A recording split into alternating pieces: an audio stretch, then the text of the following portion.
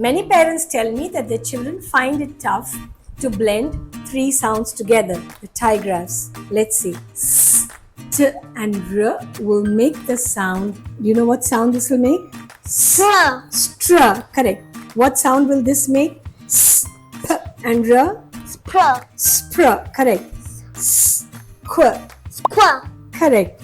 S, P, L. Spr. Spur and sh, r. Sure. Correct. Now can you read the words? Str in the string. Str eat the strip. Very good. Spr in the spring.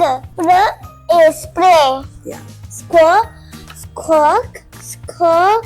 Square. Square. Spl splash. Spl eat the split. Correct. Shr. Shr ink. Shrink.